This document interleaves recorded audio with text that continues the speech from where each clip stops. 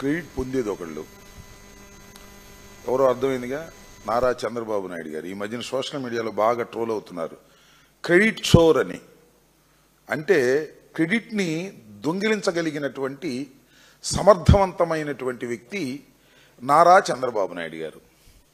ఎందుకు ఈ సందర్భంగా చెబుతున్నానంటే, కుప్పానికి నీళ్ళు ఇచ్చాడంట చెబుతున్నాడు మొన్న చంద్రబాబు నాయుడు గారు. కుప్పానికి నీళ్లు మొన్న ఇచ్చినట్టున్నాడు, కానీ కుప్పానికి రిప్రజెంటేషన్ మాత్రం 1989 నుంచి చేస్తున్నాడు. 1989 నుంచి చేస్తున్నటువంటి నారా చంద్రబాబు నాయుడు గారు కుప్పానికి మొన్న నీళ్ళు ఇచ్చాను, ఇది చంద్రబాబు నాయుడు గారి గొప్పతనం, ఇది తెలుగుదేశం గొప్పతనం, జగన్మోహన్ రెడ్డి గారికి ఏమీ సంబంధం లేదనేటువంటి మాట మాట్లాడేటటువంటి ప్రయత్నం చేస్తున్నాడు. నేను ఈ రాష్ట్ర ప్రజలకి, మేధావులకి, తెలుగుదేశం వారికి కూడా చెప్తున్నా, ఒక మాజీ ఇరిగేషన్ మంత్రిగా చెప్తున్నా, ఒక సీనియర్ రాజకీయ నాయకుడిగా చెప్తున్నా, 2024 ఫిబ్రవరి 26వ తారీఖున జగన్మోహన్ రెడ్డి గారు కుప్పానికి హంద్రీనివా నుంచి నీళ్ళిచ్చారు. ఆ సందర్భంగా నేను కూడా ఆ నీళ్ళిచ్చే కార్యక్రమంలో పాల్గొనడం జరిగింది. శ్రీశైలం నుంచి కుప్పానికి దూరం ఎంతో తెలుసా? 720 కిలోమీటర్లు ఉన్నటువంటి దూరం అది. రాజశేఖర రెడ్డి గారు పుంగనూరుకి నీళ్లు తీసుకువెళ్ళేటటువంటి కార్యక్రమంలో హెచ్ఎన్ఎస్ఎస్ నుంచి పుంగనూరు దాకా డిజైన్ చేసిన కాలువలు తీసుకువెళ్ళారు. అక్కడి నుంచి చంద్రబాబు నాయుడు గారు తీసుకువెళ్ళడానికి ప్రయత్నం చేసి అక్కడ డబ్బులు దండుకునే కార్యక్రమం చేశారు తప్ప బ్రాంచ్ కెనాల్ని పూర్తి చేసేటటువంటి కార్యక్రమం మాత్రం నారా చంద్రబాబు నాయుడు గారు చేయలేదు. జగన్మోహన్ రెడ్డి గారు ముఖ్యమంత్రి అయిన తర్వాత చంద్రబాబు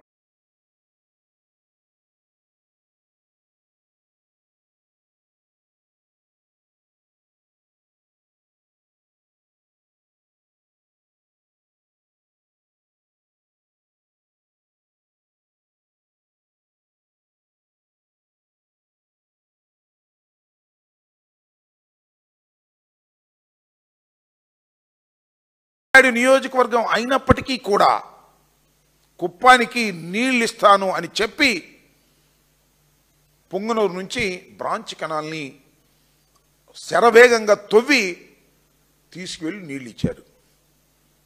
చంద్రబాబు నాయుడు గారు చెప్తున్నారు, ఆయన ఇవ్వలేదు, నేను ఇచ్చాను, మళ్ళీ లైనింగ్లని అయ్యని ఇవన్నీ పెట్టి మళ్ళా దోపిడీ చేశాడు. సీఎం రమేష్ సంస్థకి ఇచ్చి మళ్ళా దోపిడీ కార్యక్రమం చేసి నేనే ఇచ్చేశాను కుప్పానికి నీళ్లు అనేటువంటి మాట మాట్లాడేటటువంటి ప్రయత్నం నారా చంద్రబాబు నాయుడు గారు చేస్తున్నారు. ఇది ఒక అద్భుతమైన ఒక అబద్ధ కథని చంద్రబాబు నాయుడు గారు చెప్పడం, వారి ఎల్లో మీడియా ప్రచురించటం, ప్రసారం చేయటం, ఈయన డప్పాలు కొట్టుకునేటటువంటి కార్యక్రమం చేయటం తప్ప మరొకటి కాదు. రాయలసీమకు, ఆ కరువు ప్రాంతమైన రాయలసీమకు ఎప్పుడు కూడా నీళ్ళు ఇవ్వాలనే ఆలోచన నారా చంద్రబాబు నాయుడు గారికి ఇప్పుడు రాలా. జలయజ్ఞం పేరుతో రాజశేఖర రెడ్డి గారు ప్రారంభించి వాటిని కొనసాగిస్తూ చివరికి జగన్మోహన్ రెడ్డి గారు కుప్పానికి నీళ్లు తీసుకెళ్తే దాన్ని చెరిపేసేసి మళ్ళీ ఒక చిన్న గందరగోళం చేసి ఆయన కాదు నేను ఇచ్చానని స్వామి చెబుతారే, కుప్పానికి నీళ్లు మళ్ళీ మళ్ళీ ఇవ్వాలనే పద్ధతుల్లో చెల్లి పెళ్ళి మళ్ళీ మళ్ళీ అంటారే, అందువల్ల జగన్మోహన్ రెడ్డి గారు ఇవ్వలేదు మా నియోజకవర్గానికి, నేనే ఇస్తున్నాను మా నియోజకవర్గానికి అని చెప్పుకునేటటువంటి ప్రయత్నంలో ఒక పెద్ద నాటకం ఆడేటటువంటి ప్రయత్నం చేశారు. చంద్రబాబు నాయుడు గారు కుప్పాన్ని రిప్రజెంట్ చేస్తున్నటువంటి చంద్రబాబు నాయుడు గారు వరుసనే గెలుస్తూ వచ్చారు. అయినా కుప్పానికి నీళ్లు ఇచ్చేటటువంటి ఆలోచన ఆయనకి రాలేదు.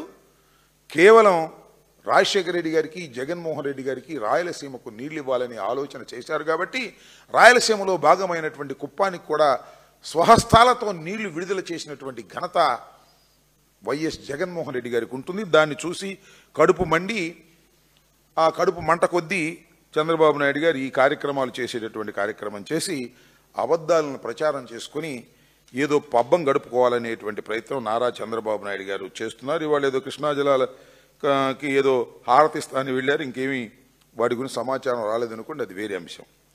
అదేవిధంగా ఇంకొక అంశాన్ని కూడా ఇక్కడ నేను చెప్పదలుచుకున్నాను. ఇవాళ పోలవరం, ఆ మధ్యన పోలవరం గురించి చంద్రబాబు నాయుడు గారు పెద్దాపురంలో మాట్లాడితే నేను రాజమండ్రిలో అక్కడ సమయానికి ఉండటం వల్ల రాజమండ్రిలో కూడా నేను మాట్లాడాను. ఆ తర్వాత ప్రస్తుత ఇరిగేషన్ మంత్రి గారు రామానాయుడు గారు కూడా నాకు వ్యంగ్యంగా చాలా సమాధానం చెప్పేటటువంటి ప్రయత్నం చేశారు. దానికి కూడా ఇవాళ కొన్ని విషయాలను మీ ముందు ఉంచడానికి ప్రయత్నం చేస్తాను. ఇవాళ ఈ నిపుణుల కమిటీ, అంతర్జాతీయ నిపుణుల కమిటీ నిన్న ఇవాళ పోలవరం ప్రాజెక్టును సందర్శిస్తుంది. అక్కడ విషయాలన్నిటి కూడా పరిశీలించి పోలవరం ప్రాజెక్టు నిర్మాణం త్వరితగతిన కావడానికి ఏ విధంగా సలహాలు ఇవ్వాలనేటువంటి ఆలోచనతో ఇవాళ ఒక నిపుణుల కమిటీ తిరుగుతూ ఉంది. ఇది ప్రపంచంలోనే అత్యంత నాలెడ్జ్ కలిగినటువంటి ప్రాజెక్టుల మీద నాలెడ్జ్ కలిగినటువంటి వ్యక్తుల యొక్క కూటమి ఇది. ఒక నలుగురు, ఇద్దరు కెనడాకు చెందినవారు, ఇద్దరు అమెరికాకు చెందినవారు. వీళ్ళని వైఎస్ఆర్ ప్రభుత్వం అధికారంలో ఉన్నప్పుడు, వైఎస్ఆర్ కాంగ్రెస్ పార్టీ అధికారంలో ఉన్నప్పుడు ఈ క్లిష్టమైనటువంటి ప్రాజెక్టు నిర్మాణం పూర్తిగా కావాలి అంటే ప్రపంచంలోనే అత్యంత మేధావులైనటువంటి కమిటీ ఒకటి ఉండాలి అని వైఎస్ఆర్ కాంగ్రెస్ పార్టీ ప్రభుత్వం ప్రతిపాదన చేసింది. ఈ ప్రతిపాదన సిడబ్ల్యూసి కూడా అంగీకరించింది. తరువాత టెండర్లు పిలిచి ఈ కమిటీని ఫైనలైజ్ చేయటం వల్ల ఈ కమిటీ వచ్చే సమయానికి మేము పదవి నుంచి దిగిపోయాం. చంద్రబాబు నాయుడు గారి ప్రభుత్వం అధికారంలోకి వచ్చింది. నేను మొన్న కూడా రామానాయుడు గారు నన్ను వ్యంగ్యంగా మాట్లాడుతూ అన్నారు,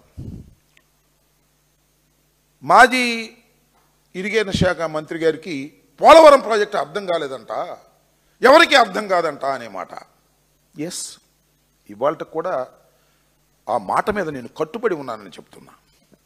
పోలవరం ప్రాజెక్ట్ అనేది చాలా క్లిష్టమైనది, అంత తొందరగా అర్థమయ్యేటటువంటిది కాదు. ఈ దేశంలోనే కాదు, ప్రపంచంలోనే అత్యంత క్లిష్టమైనటువంటి ప్రాజెక్ట్ ఇది. Underline this point mister Nimmala Ramanaidu గారు. అందువల్లనే వరల్డ్ ప్రఖ్యాతిగాంచినటువంటి కమిటీ నిపుణులు ఇవాళ వచ్చారు. మీ టైంలో ఎందుకు రాలేదని అడుగుతా ఉన్నా. మీ టైంలో కమిటీయే లేదు. మీ టైంలో కమిటీ ఎవరంటే చంద్రబాబు నాయుడు గారే.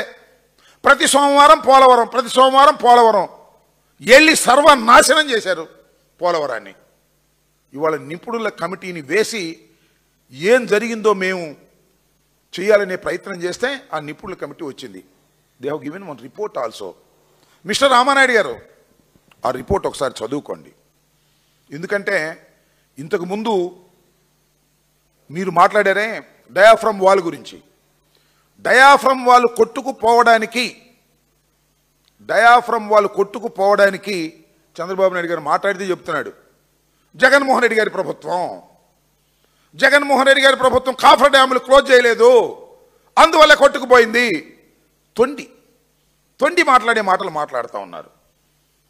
వాళ్ళు చెప్పారు నిపుణులు, ఖచ్చితంగా డయాఫ్రమ్ వాల్ వేసే ముందే కాఫర్ డ్యాములు కంప్లీట్ చేయవలసిన అవసరం ఉన్నప్పటికీ కూడా అప్పుడున్నటువంటి రాష్ట్ర ప్రభుత్వం, నారా చంద్రబాబు నాయుడు గారి ప్రభుత్వం కాఫర్ డ్యాములు కంప్లీట్ కాకోకుండా డయాఫ్రమ్ వాల్ పూర్తి చేయటం వల్లనే ఈ అనర్థం వచ్చింది అనేటువంటి పద్ధతులు చాలా స్పష్టంగా చెప్పారు. ఇది ఎడతెగనటువంటి చర్చ ప్రతిరోజును. చంద్రబాబు నాయుడు గారు, రామానాయుడు గారు ఏమంటారంటే వైఎస్ఆర్ కాంగ్రెస్ పార్టీ కాఫర్ డ్యాముల యొక్క బొక్కలు పూడ్చకపోవడం వల్ల డయాఫ్రమ్ వాల్ కొట్టుకుపోయింది అని. మేమేం చెప్తున్నామంటే అసలు డయాఫ్రమ్ వాల్ వేసే ముందే కాఫర్ డ్యాములు కంప్లీట్ చేయాలరా బాబు, అది చేయకోకుండా మీరు వేశారు కాబట్టే కొట్టుకుపోయింది నాయన అని మేము చెప్తున్నాం. ఇది ఎడతెగని చర్చ. నిపుణులు చాలా స్పష్టంగా చెప్పారు, సామాన్యులకు అర్థం కాదు. నేను అడుగుతా ఉన్నా, సవాల్ చేస్తే బాగోదేమో, కోపం వస్తుందేమో పాపం చంద్రబాబు నాయుడు గారికి రామానాయుడు గారికి. సవాలే అనుకోండి, చర్చకు సిద్ధం. మీ వల్ల పోయిందా, మా వల్ల పోయిందా, ఎవరి తప్పిదం వల్ల పోయింది, ఎందుకోసం పోయింది, ఇవాళ నేను మనవి చేస్తున్నా. ఒక అంతులేని కథ అండి ఇది. ఈ నిర్మాణం అంతులేని కథ. ఇప్పుడు రాజశేఖర రెడ్డి గారి టైంలో శంకుస్థాపన చేశారు దీనికి. తర్వాత కేంద్రం దీన్ని జాతీయ ప్రాజెక్టుగా ప్రకటించింది. అక్కడి నుంచి కేంద్ర ప్రభుత్వం డబ్బులు ఇస్తూ ఉంది. 5 సంవత్సరాల పాటు తెలుగుదేశం పార్టీ అధికారంలో ఉంది. మొన్న చెబుతున్నాడు రామానాయుడు గారు అనాలో ఆయన డ్రామానాయుడు గారు అనాలో నాకు అర్థం కావడంలా. మొన్న చెబుతున్నాడు ఏమని, మీరు కూడా వినే ఉంటారు. తెలుగుదేశం పార్టీ అధికారంలో ఉన్నప్పుడు 2014 నుంచి 2019 వరకు 72% పూర్తి చేశామంటున్నాడు. భలే లెక్క చెప్పారండి రామానాయుడు గారు. ఏమండి 72% పూర్తి అయితే ఇంకెంత ఉంది? 28% ఉంది. దానిలో 2% చేసామంట మేము 5 సంవత్సరాల్లో. మేము 5 సంవత్సరాలు 2% చేసామంట. 5 సంవత్సరాల్లో 72% పూర్తి చేశారంట. శబాష్. మనకి 74 అయిపోతే ఇంక 26 ఉంది. మరి ఇప్పుడు దాకా ఎందుకు పడుతుంది నాకు అర్థం కాలేదు. చేసేయచ్చుగా. 5 సంవత్సరాల్లో 72% చేసిన వాళ్ళు 26% చేయడానికి ఎన్నాళ్ళు పెట్టింది? లెక్కలు సరిగ్గా చూసుకోండి. అంత పచ్చి అబద్ధాలు ఆడేటటువంటి ప్రయత్నం చేస్తున్నారు రామానాయుడు గారు, ఇరిగేషన్ మంత్రి గారు. అదేమంటే నాకు అర్థం కాలేదన్నమాట ఆయన చెబుతున్నాడు. ఆయనకు అర్థమైనట్టు. ఆయనకు అసలు అర్థం కాలేదు ఇంతవరకు. చంద్రబాబుకే అర్థం కాన సవాల్ చేస్తున్నా. ఎందుకో తెలుసా? అందరూ ఆలోచించండి. చంద్రబాబు నాయుడు ఒక సందర్భంలో ఏమన్నాడు తెలుసా? అసలు డయాఫ్రామ్ వాల్ అంట కాఫర్ డ్యాములు వేయకోకుండానే డయాఫ్రామ్ వాల్ వెయ్యాలని ఆలోచన చేశాయంట. విన్నారుగా? అర్థమైనడు ఏమన్నా చెప్తాడా? ఆయనకు అర్థం కాల. డయాఫ్రామ్ వాల్ కాఫర్ డ్యాములు లేకోకుండా వెయ్యాలనేటువంటి ప్రయత్నం చేశామని సాక్షాత్తు ఇప్పుడు ముఖ్యమంత్రి గారు అప్పుడు ముఖ్యమంత్రిగా ఉన్నాయని చెప్పాడు. అంటే అసలు మీకు ఈ పోలవరం ప్రాజెక్టు గురించి అవగాహన ఉన్నదా అని అడుగుతా ఉన్నా. నేను ఇంకోటి కూడా చెప్తున్నా. నారా చంద్రబాబు నాయుడు గారికి అదేవిధంగా రామానాయుడు గారికి అన్నా కూడా అవగాహన నాకుంది. నేను పెంచుకున్నాను. ఎందుకంటే నాకేం తెలియదని నేను వెళ్ళాను కాబట్టి నాకు అంతా తెలుసుకోవడానికి అవకాశం ఉంది. నాకు అన్నీ తెలుసు అనుకున్నాడు చంద్రబాబు నాయుడు గారు. అందువల్ల సోమవారం పోలవరం వెళ్ళి సర్వనాశనం చేశాడు. ఇవాళ ప్రపంచ ప్రఖ్యాతిగాంచినటువంటి నిపుణులు వచ్చి తలకాయ పట్టుకుని కూర్చుంటున్నారు. ఇప్పటికి కూడా నేను చెప్తున్నా, నేను మొన్న కూడా చెప్పా, నేను మంత్రిగా ఉన్నప్పుడు కూడా చెప్పా, ఇప్పుడు కూడా చెప్తున్నా, పోలవరం ఒక సంక్లిష్టమైనటువంటి ప్రాజెక్టు. దాన్ని సిక్ చేశారు చంద్రబాబు నాయుడు గారి అసమర్థత వలన, యుగోతనం వలన, డబ్బులు కాజేయాలనే తత్వంతో పోలవరాన్ని సర్వనాశనం చేశారు. దాన్ని ఇప్పుడు బాగు చేయాలంటే ప్రపంచ ప్రఖ్యాతిగాంచినటువంటి నిపుణులు వచ్చినా కూడా ఇవాళ సరిచేయలేనటువంటి పరిస్థితుల్లో ఇవాళ పోలవరం ప్రాజెక్టు ఉంది. నేను ఒకటే చెప్తున్నా, విఘ్నులైనటువంటి రాష్ట్ర ప్రజలు అర్థం చేసుకోమని మనవి చేస్తున్నా. కాఫర్ డ్యాములు రెండూ కూడా 2018లో ప్రారంభించబడ్డాయి. కాఫర్ డ్యాములు రెండు, ఎందుకంటే డయాఫ్రమ్ వాల్ వేయటానికి కాఫర్ డ్యాములు రెండు కూడా పూర్తి చేయాలి. అవి ప్రారంభించింది 2018లో చంద్రబాబు నాయుడు గారు ప్రభుత్వం ఉన్నప్పుడు. వాటి life time is only 3 years. Guarantee period is only 3 years. It's a temporary structure. ఎప్పుడైతే 3 years లోపల మనం diaphragm wall, earth cum rock filling dam వేసేస్తామో అప్పుడు ఈ రెండింటిని రిమూవ్ చేయాలి. రిమూవ్ చేస్తేనే నీకు జల విద్యుత్తుని అక్కడ ఉత్పాదన చేసుకోవడానికి అవకాశం ఉంటుంది. కేవలం 3 సంవత్సరాలకు గ్యారంటీ ఉండే వాటినే 2018లో ప్రారంభించారు. ఇవాళ ఎన్నాళ్ళైందండి? Guarantee period over. అందువల్ల ఇవాళ సరే ఈనాడులో ఒక రకం రాశారు, ఎగువ కాఫర్ డ్యామ్ పై భయం అక్కర్లేదు. ఎగువ కాఫర్ డ్యామ్ గురించి మీరు భయం అక్కర్లేదని నిపుణులు చెప్పినట్టుగా ఈనాడులో వేశారు. సాక్షులు ఏమేసారు?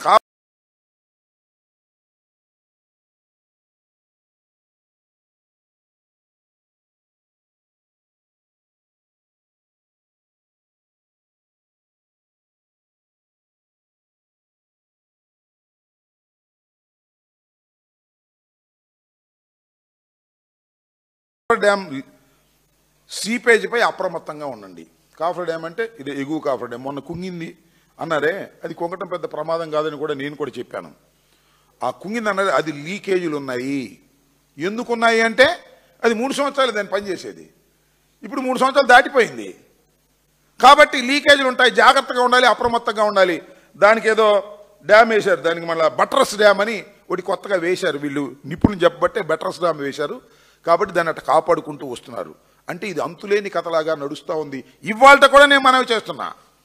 నారా చంద్రబాబు నాయుడు గారి ప్రభుత్వం, రామానాయుడు గారి ప్రభుత్వం, డ్రామానాయుడు గారి నాయకత్వంలో ఇవాళ కూడా అక్కడ సరైనటువంటి సక్రమైన పద్ధతుల్లో నిర్మాణం జరగటం లేదు.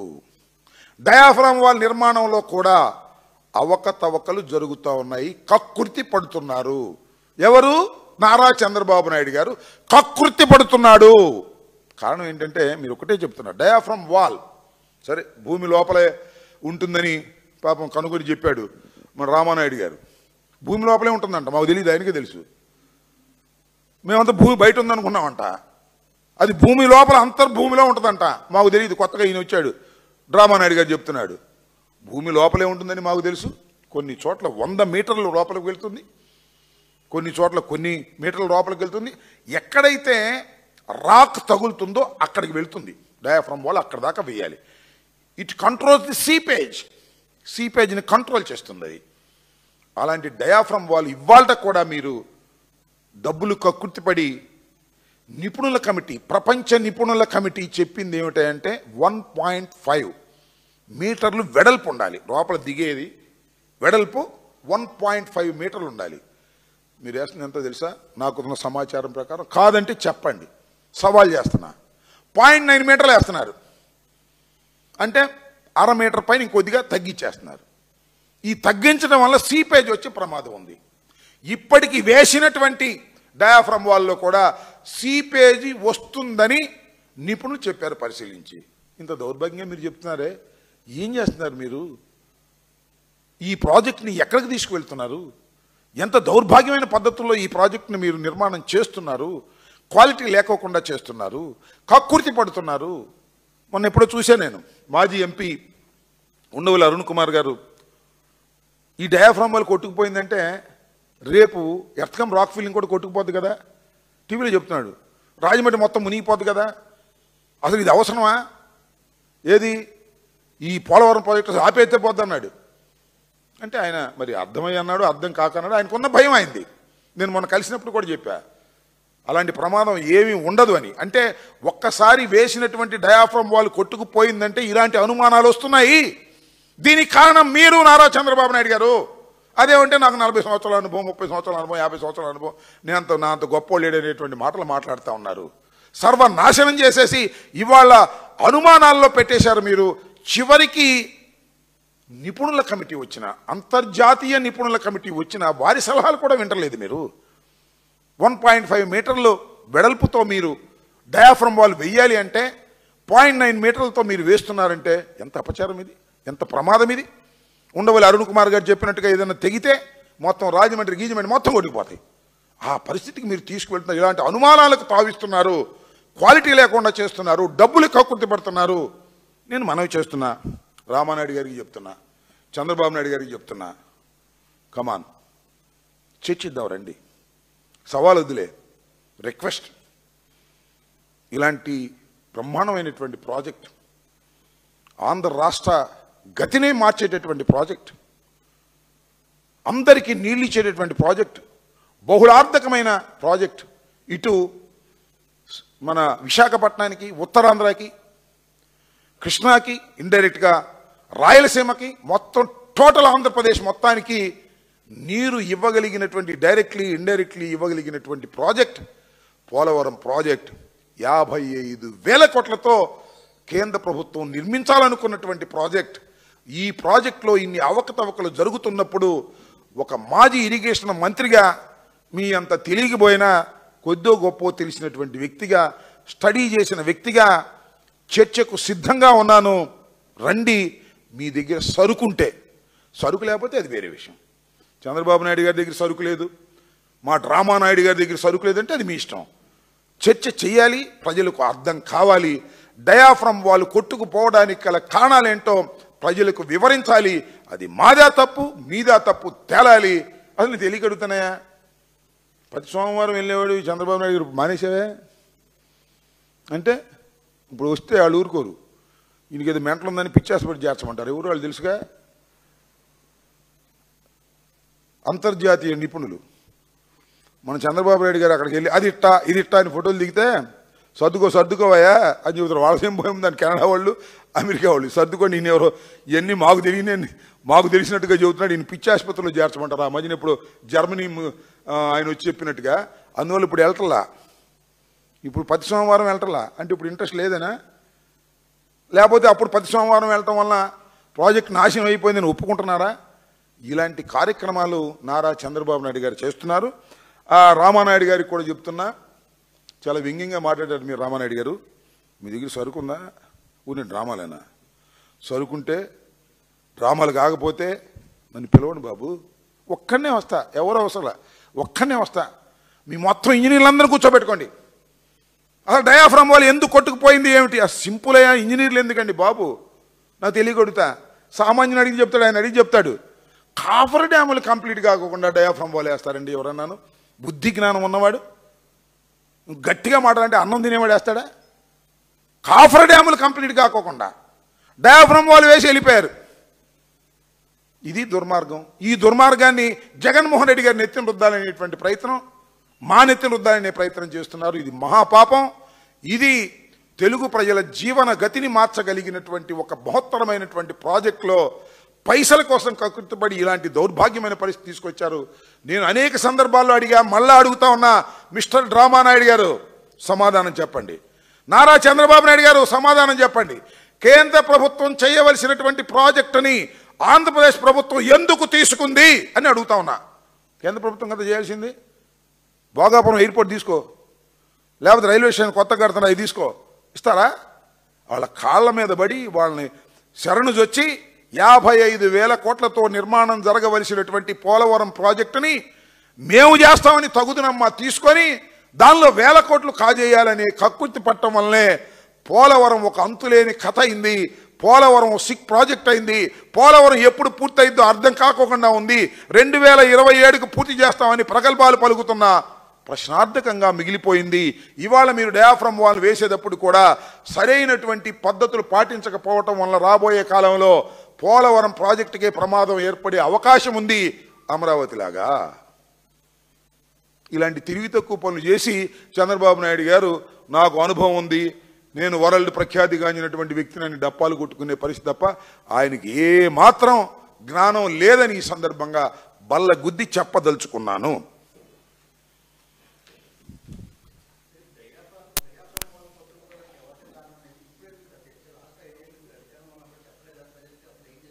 చెప్పా కదా, నేను చాలా స్పష్టంగా చెప్పాను. మీకు గుర్తుందో లేదు, ఇప్పటికి కూడా తీసుకోండి టీవీలో బొమ్మలేసి చెప్పాను. నేను డయాఫ్రమ్ వాళ్ళు కొట్టుకుపోవడానికి గల కారణం నారా చంద్రబాబు నాయుడు గారని. మళ్ళా మొన్న వెళ్ళాడు పెద్దాపురం వెళ్ళి మళ్ళీ చెప్తున్నాడు డయాఫ్రమ్ వాళ్ళు జగన్మోహన్ రెడ్డి గారు వాళ్ళు కొట్టుకుపోయింది అనేటువంటి మాట. దానికోసం సమాధానం చెప్తున్నా. అనేక సార్లు చెప్పాను, మీరు గో టు బ్యాక్. నేను ఇరిగేషన్ మంత్రిగా ఉన్నప్పుడు చెప్పండి, నేను చెప్పాను, చాలా సందర్భాలు చెప్పా. డయాఫ్రమ్ వాళ్ళు ఆయన ఏమంటారు, డయాఫ్రమ్ వాళ్ళు మేము డయాఫ్రమ్ వాళ్ళు వేసి వెళ్ళిపోయాము, కాఫర్ డ్యాములు ఉంటే ఆయన పూర్తి చేయాలి కదా అంటాడు. ఏమండి నాకు అర్థం కాలే. భోజనం పెట్టిన తర్వాత ఇస్త్రాకు వేస్తారా, ఇస్త్రాకు పెట్టిన తర్వాత భోజనం వేస్తారా? ఆయన భోజనం పెట్టి ఇస్త్రాకు వేస్తున్నాడు, భోజనం కింద పెట్టి తర్వాత ఇస్త్రాకు వేస్తున్నాడు. That is not at all correct. First of all common sense point, పెద్దగా ఇంజనీరింగ్ పరిజ్ఞానం కూడా అవసరం లేదు. కాఫర్ డ్యాములు కంప్లీట్ చేసిన తర్వాత, వర్క్ ప్లేస్ నిర్ధారణ అయిన తర్వాత, వర్క్ ప్లేస్లో అటు నుంచి వాటరు ఇటు నుంచి వాటర్ రాకోకుండా టోటల్గా నది డైవర్ట్ అయిపోయిన తర్వాత మీరు కాఫర్ డ్యాములు వేయాక డయాఫ్రమ్ వాల్ వేయాలి. నది డైవర్టే కాలేదు సార్, నది డైవర్ట్ కావాలి. నేను బొమ్మే చూపించాను, మళ్ళా కావచ్చు ఇంకో సందర్భం, దివాళతో అవ్వదు, మళ్ళా చూపిస్తా, మళ్ళా చెప్తా. ఆ డ్రామా నాయుడు గారికి అర్థమయ్యే విధంగా చెప్తా, నేర్చుకునే విధంగా చెప్తా. మొత్తం టోటల్గా నది డైవర్ట్ అవ్వాలి. ఇది నది ఇలా ప్రవహిస్తున్నటువంటి నదిని ఇలా డైవర్ట్ చేయమని నిపుణులు చెప్పారు. ఆ డైవర్ట్ చేసిన భాగంలోనే స్పిల్వే కట్టాలన్నారు. ఇది నది డైవర్ట్ కాలేదు, స్పిల్వే కట్టలేదు. కాఫర్ డ్యాములు సగం వేశారు, డయాఫ్రమ్ వాల్ వేశారు. వరద వస్తే ఇటు వెళ్ళకూడదు, వరద వస్తే స్పిల్వే మీదుగా వెళ్ళాలి. స్పిల్వే మీదుగా వెళ్ళాలి అంటే స్పిల్వే కంప్లీట్ కాలేదు. నది డైవర్షన్లో అంతా రాళ్ళు రప్పలు ఉన్నాయి. పూర్తిగా నది డైవర్షన్ పూర్తి కాలేదు, లోతు తవ్వలేదు. అందువల్ల ఎగబడి దీని మీద పడి డయాఫ్రమ్ వాల్ కొట్టుకుపోయింది. ప్రోటోకాల్ పాటించలేదు. క్లియర్గా చెప్తున్నా, మళ్ళా చెప్తా. చంద్రబాబు నాయుడు గారు అడిగినా చెప్తా, రామానాయుడు గారు అడిగినా చెప్తా, పిలిస్తే కాఫీ ఇవ్వండి, తాగి చర్చలో పాల్గొన్నాం. నాకేం అభ్యంతరం, ప్రజలకు తెలియాలి కదా. ఉన్న ఒటారింపు సెక్షన్, తొండి సెక్షన్ చంద్రబాబు నాయుడు గారు ఆడుతున్నాడు, దానికి తోడు రామానాయుడు గారు డ్రామాలు చేస్తున్నాడు. ఆయనకి అంతా తెలిసినట్టు మాకేం తెలియనట్టు. అసలు నీకేం తెలియదని నాకు అర్థమైంది మనం మాట్లాడిన దాని మీద.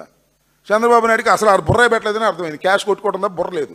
ఎందుకంటే కాఫర్ డ్యాములు లేకోకుండానే డయాఫ్రమ్ వాల్ వేయాలని మేము ఆలోచన చేశాం అన్న టీవీలో చూడండి వస్తుంది మీకు. అలాంటి ఆలోచన చేశా అంటే అర్థం కాదు ఆయనకి. ఈ సోమవారం వెళ్ళినా ఎంత పని అయింది, ఎంత కమిషన్ వచ్చింది, అది ఆ లెక్కతో కొట్టాడు. ఆ కొట్టు సెక్షన్ వల్లే ఇవాళ పోలవరం ప్రాజెక్ట్ సంక్షోభంలో ఉన్నదని చెప్తున్నా నేను. మళ్ళా 2 కాఫర్ డ్యాములు టైం అయిపోయిందని చెప్తున్నా. 2 కాఫర్ డ్యాములకి బెటర్స్ డ్యాములు వేసి కాపాడుతున్నారు నిపుణులని మనవి చేస్తున్నా. సక్రమంగా మీరు నిర్వహించకపోతే ఇది చాలా ప్రమాదానికి దారితీస్తుందని చెప్తున్నా.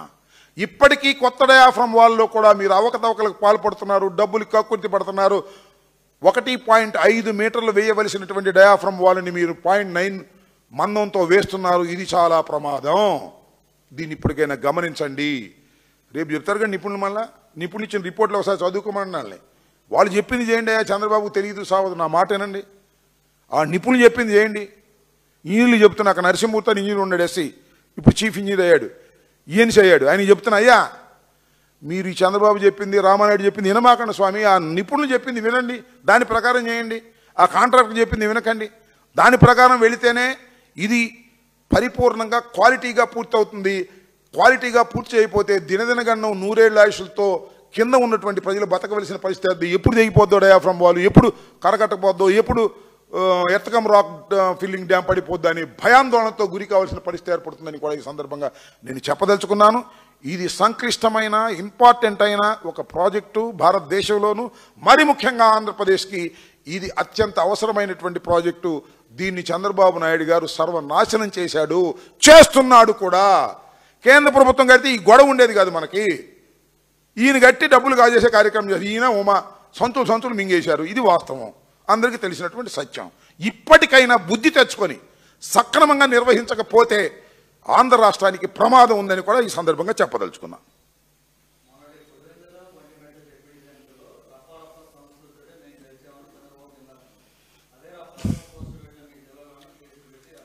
మాకు పెట్టింది రఫా అని ఎవరు? ఒక యువకుడు. వాడిని పాపం లోపలేశారు. వాడేదో అల్లు అర్జున్ ఫేవరెట్ అనుకుంటాను. సినిమాల్లో అర్జున్ ఫేవరెట్, నీ జీవితంలో జగన్మోహన్ రెడ్డి గారి ఫేవరెట్. ఆ సినిమా డైలాగ్ పెడితే వాడిని లోపలేశారు. ఇవాళ చంద్రబాబు రఫాతో గెలిచానని చెప్పుకుంటున్నాడు. సిగ్గుండాలి కదా చంద్రబాబుకి. ఎన్నాళ్ళు ఆడతావా నీ రఫా? నువ్వు పోలీసులతో ఆడిస్తున్నావు రఫా. పోలీసులేగా. ఆయన ఎవరు? కోయా ప్రవీణ్, అతనిగా గుద్దింది ఓట్లన్నీ పోలీసులు. అందరికీ తెలిసిన సత్యమే ఇది. నువ్వు రఫాతో ఆడాలి తప్ప మేము రఫాతో ఆడాల్సిన అవసరం లేదు. ఖచ్చితంగా ప్రజా క్షేత్రంలో రోజు రోజుకి పెరుగుతుంది. జగన్మోహన్ రెడ్డి గారు ఎందుకు పోగొట్టుకున్నావురా బాబు జగన్మోహన్ రెడ్డి గారిని, ఈ దుర్మార్గుని ఎందుకు తెచ్చుకున్నావురా అనేటువంటి భావంతో ఇవాళ ప్రజలు ఉన్నారు. రాబోయేది వైఎస్ఆర్ కాంగ్రెస్ ప్రభుత్వమే. అదే నేను వెళ్ళారు. ఎక్కడికండి వాళ్ళు? రిషికొండ వెళ్ళారుగా. రిషికొండ భలే వెళ్తున్నారయ్యా. మొన్న చంద్రబాబు వెళ్ళేటప్పుడు లోకేష్ వెళ్ళాడు, నిన్న పవన్ కళ్యాణ్ వెళ్ళాడు. రేపు మరి మోడీని కూడా తీసుకొచ్చి చూపించండి. అంత మహత్తరమైన ప్రాజెక్ట్ని ఇవి పెచ్చుకూడిపోయినాయి అంట. అదే స్వామి చెప్తారు, మీకు గుర్తుందా? మోటోడికి మొగిలి పువ్వు ఇస్తే మడి సంకలో పెట్టుకున్నా అంట. ఆ బాపత కొంత ఒక బ్రహ్మాండమైన అద్భుతమైన ఒక బిల్డింగ్ కట్టిస్తే, అంటే ఈ లెక్కన నేను చూస్తుంటే నేను ఆంధ్రప్రదేశ్లోనే గొప్ప బిల్డింగ్ అనుకున్నా. ఈ పవన్ కళ్యాణ్ మరి లోకేష్ చంద్రబాబు నాయుడు వెళ్ళి చూస్తుంటే మాట్లాడుతుంటే ఇది ప్రపంచంలోనే అత్యద్భుతమైనటువంటి బిల్డింగ్ కట్టించాడు కావాలి జగన్మోహన్ రెడ్డి గారు అనుకున్నా. దాన్ని ఉపయోగించుకోవడం కుదిరి సావట్లేదా మీ దుంపదేగా. దానికి నిపుణుల కమిటీ అంట. అదేమో మంచిదని ఒప్పుకోనే లేరు, చెడ్డదని చెప్పాను లేరు. ఈ రకంగా ఉంది. జగన్మోహన్ రెడ్డి యొక్క గొప్పతనం ఏంటో రోజులు గడిచిన కొంతకి అర్థమవుతుంది. ఆ బిల్డింగ్ని ఏ విధంగా ఉపయోగించుకోవడానికి మన 3 కమిటీ అంట. తాత్సారం చేసుకునే కార్యక్రమం, దాని మీద నిలబడుతున్నారు. కాస్త బుద్ధి తెచ్చుకోండి బాబు, సక్రమంగా ఉపయోగించుకోండి. మోటోడి మొగిలి పువ్వులాగా చేయకండి. బ్రహ్మాండమైన మొగిలి పువ్వు చక్కగా అలంకరించుకోండి. ఆంధ్ర రాష్ట్రంలోనే ఒక అద్భుతమైన బిల్డింగ్ కదా అది. ఈ లెక్క మీరు చెప్పింది నేను చెప్పింది కాదు. ఏదో పెచ్చులు ఊడిపోయినాయి అంటే లాగేశారు, మరి పీకేశారు. ఇదేమన్నా సెక్రటేరియట్లో పెచ్చులు ఊడిపోయి వర్షం పడుతుందా? కాదే, అద్భుతమైన బిల్డింగ్ కనపడుతుంది కదా, బ్రహ్మాండమైన బిల్డింగ్. అలాంటి బిల్డింగ్ కడితే మీ కడుపు అంటే ఏంటంటే ప్రభుత్వానికి ఉపయోగించుకోక. ఆయన చంద్రబాబుకి ఏం తెలిసింది ఆ బిల్డింగ్ గొప్పతనం. కృష్ణా రివర్ మధ్యలో ఉన్నటువంటి ఎవడింటోనో నివాసం ఉంటున్న చంద్రబాబు నాయుడికి దాని యొక్క మజ ఎందుకు తెలుస్తుంది? ఊరినే ఈనాడు, ఆంధ్రజ్యోతి, TV5 వీళ్ళు గప్పాలు కొట్టడం తప్ప చంద్రబాబుకి ఏమీ తెలియదని నాకు అర్థమైంది ఈ లెక్కన. ఎవడైనా ముఖ్యమంత్రి అనే వ్యక్తి అనాథరైజ్డ్ కొంపలో ఉంటాడండి? నాకు అర్థం కాలేదు. అనాథరైజ్డ్ కొంపలో, కృష్ణానది గర్భంలో, వరదొస్తే మునిగిపోయే ప్రాంతంలో ఉంటున్నాడు. అదేంటంటే నేను అట్టాగే ఉంటాను, జగన్ వద్దంటున్నాడు కాబట్టి నేను మాన్న ఇక్కడే ఉంటాను అంటున్నాడు. ఇది పరిస్థితి. అలాంటి పరిస్థితి. ఇల్లు ఇవాళ కట్టుకుంటున్నాడు, 5 ఎకరాలతో ఇల్లు. కుప్పంలో కూడా మొన్న వేసాడు, పూర్తయిందో లేదో. నీళ్లు సంగతి దేవుడు ఇల్లే లేదు. జగన్మోహన్ రెడ్డి గారు నీళ్ళు ఇచ్చి వెళ్ళిపోయిన తర్వాత తూచాను నేను ఇచ్చాను రాసుకుంటాడు చరిత్రలో. ఇల్లే కట్టుకోలే. కుప్పంలో ఇల్లు లేదు, హైదరాబాద్ ఇల్లు లేదు, ఇప్పుడు కట్టుకుంటున్నాడు. వాళ్ళ అబ్బాయి ఒత్తిడి అనుకుంటా, లేకపోతే కట్టుకునేవాడు కాదు. అంటే ఎప్పుడు కావాలంటే అప్పుడు సాప సర్దుకు పోదామనే ఉద్దేశంతో నారా చంద్రబాబు నాయుడు గారు ఉన్నట్టున్నారు. ఇది విషయం. ఇంకా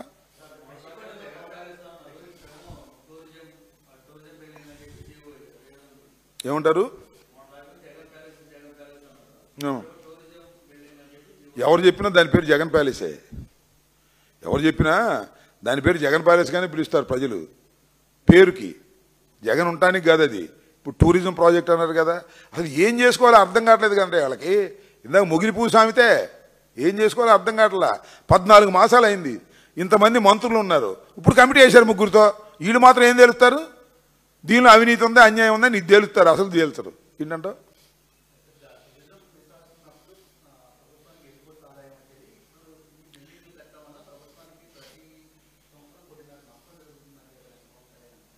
ఎట్లా జరిగింది నష్టం? ఆయన చెబుతుంటే ఈయన వింటున్నాడు. ఆ ఇరిగేషన్ మంత్రి గారు చెబుతుంటే ఈయన అడుగుతున్నాడు. ఆయన కరెంటు బిల్లు ఎంత అంటే ఇప్పటికి పెండింగ్ లక్ష కోటి రూపాయలు, ఇప్పటికి పెండింగ్ కోటి రూపాయలు అంటున్నాడు. ఎన్ని ఊరిని పిచ్చి లెక్కలు చెప్తున్నారు. ఇప్పుడు మరి అమరావతికి వెళ్తే ఏం చేయాలి? మరి అమరావతిలో ఎన్ని పంటలు పోయినాయి? 53,000 ఎకరాలు తీసుకున్నాడు, మన 43 ఎకరాలు తీసుకుంటున్నాడు. ఈ 43, 53 ఎంత అయింది? 1,00,000 ఎకరాలు అయింది. కానీ 1,00,000 ఎకరాలు మరి పంటలు ఏమైనాయి ఈ 10 సంవత్సరాల్లో? దాని లెక్క ఏమను ఉని లెక్కలేసుకుని ఏ గాడికి జగన్మోహన్ రెడ్డి గారి మీద బురద జల్దామని తప్ప అద్భుతమైన బిల్డింగ్ కట్టాను రోజు వెళ్ళి చూసి వస్తున్నారు. బయటకు వచ్చామా అద్భుతమైన బిల్డింగ్ బోలంత నష్టం అంటున్నారు. ఉపయోగించుకోవడం కుదరనటువంటి పనికి మాలిన ప్రభుత్వానికి మనం ఏం చెప్తాం చెప్పండి? వాళ్ళేం ఉపయోగించుకోరు, పెట్టరు. ఏమండి, మళ్ళీ జగన్మోహన్ రెడ్డి గారు వచ్చి దాన్ని ఎలా ఉపయోగించుకోవాలో అలా ఉపయోగించి చూపిస్తాడు ప్రజలకని ఈ సందర్భంగా చెబుతున్నాను. రాసుకోండి. చంద్రబాబు నాయుడు గీసుకో, నువ్వు కూడా. వీళ్ళు రాసుకుంటారు, మీరు గీసుకోండి. నేను చెప్తాను.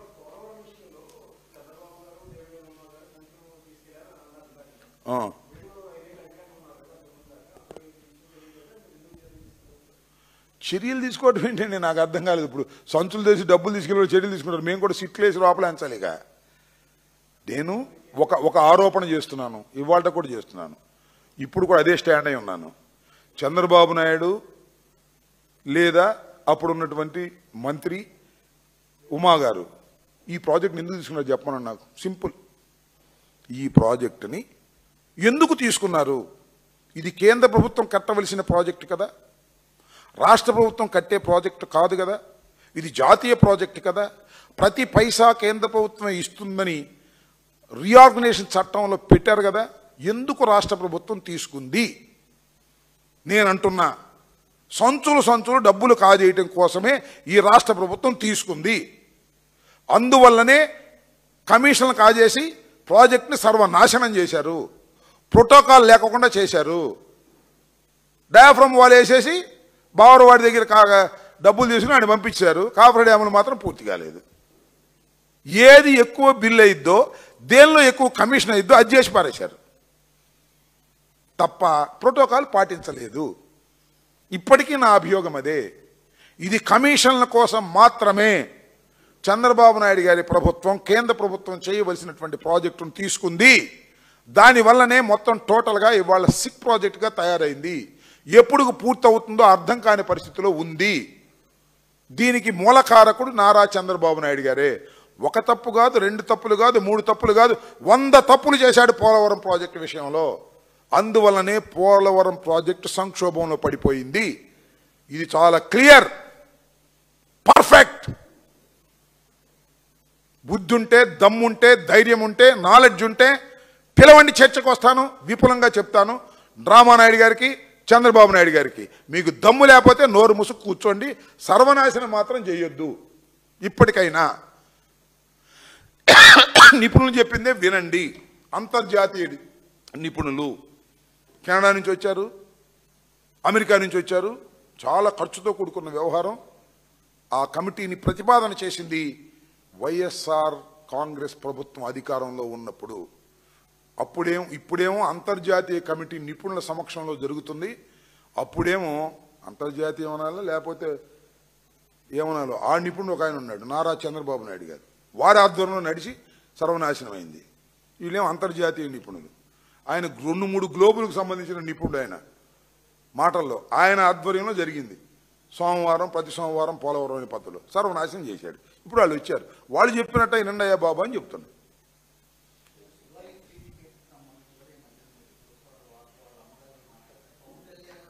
సుగాలి ప్రీతి మాట్లాడాలంటే నాకు చాలా బాధేస్తుంది. ఎందుకంటే సరే, సుగాలి ప్రీతి వాళ్ళ అమ్మాయి అతి దారుణంగా హత్య గావించబడిందని, దాని మీద సిబిఐ ఎంక్వైరీ వెయ్యాలని, దోషులందరినీ శిక్షించాలని, శిక్షించేంతవరకు వదిలిపెట్టనని, మా ప్రభుత్వం అధికారంలోకి వస్తే మొట్టమొదటిగా టేకప్ చేసే కేసు సుగాలి ప్రీతిదేనని మాట్లాడినటువంటి వ్యక్తి ఎవరు?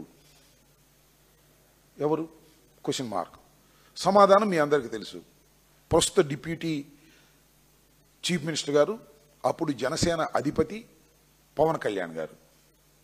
ఆయన అనంతపూర్ వెళ్ళి, అనంతపూరేగా కర్నూలు, క్షమించాలి, కర్నూలు వెళ్ళి కర్నూలులో పెద్ద పబ్లిక్ మీటింగ్ పెట్టి చెప్పాడు. జగన్మోహన్ రెడ్డి గారిని దూషించాడు, దీని మీద న్యాయం జరగాలని చాలా గట్టిగా ఊగిపోతూ మాట్లాడాడు. ప్రభుత్వం అధికారంలోకి వచ్చింది, సిబిఐ ఎంక్వైరీ, సాక్షుల్ని తారుమారు చేశారంట, సాక్ష్యాధారాలు కొనేశారంట. దాని మీద కూడా ఎంక్వైరీ. మీ దుంపదగ్గర ఇప్పుడో మా ప్రభుత్వంలో ఉన్నటువంటి కేసులు జరిగిన నేరాల మీద ఇప్పుడు కేసులు పెట్టి లోపలేస్తున్నారు కదా ఈ కూటమి ప్రభుత్వం. సుగాలి ప్రీతి వ్యవహారంలో ఆ మాత్రం సాహసం చేయలేదా? కేంద్ర ప్రభుత్వం మీ చేతిలో ఉంది కదా, సిబిఐ ఎంక్వైరీ వేయండి, దోషులు శిక్షించే విధంగా చేయండి అంటే, నా గొప్పతనం వల్లే జగన్మోహన్ రెడ్డి గారు 5 ఎకరాలు ఇచ్చాడు, నా గొప్పతనం వల్లే 5 సెంట్లు ఇచ్చాడు, నా గొప్పతనం వల్లే ఉద్యోగాలు ఇచ్చాడని నువ్వు చెప్పుకుంటావు. నాకు అర్థం కాలే. జగన్మోహన్ రెడ్డి గారు ఇచ్చాడు.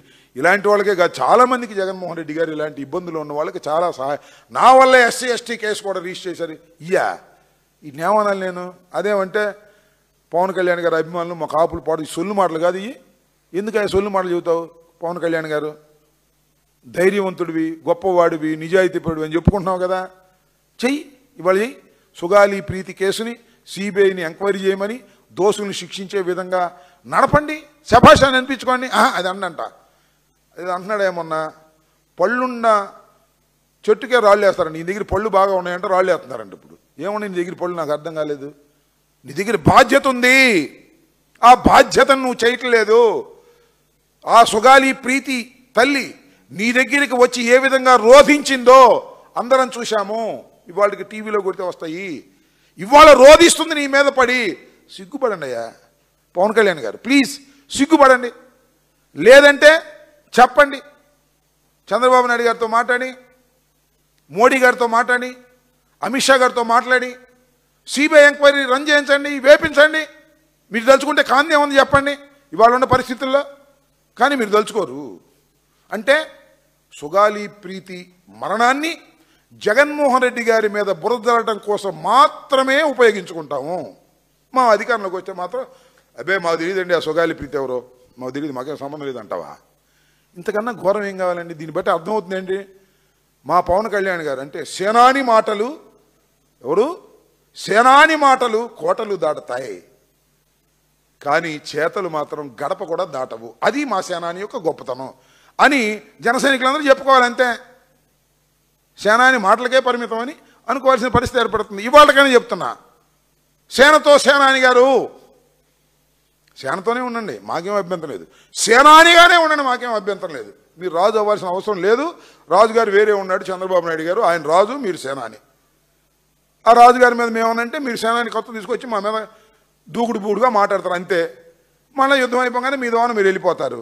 సేనాని గారు నేను చెప్తున్నా, సుగాలి ప్రీతిని తీసుకొచ్చింది మీరండి, ఇష్యూని తీసుకొచ్చింది మీరు. ఓకే, ఒప్పుకున్నా. డబ్బులు ఇచ్చింది కూడా మీరంటే నేను ఒప్పుకోను.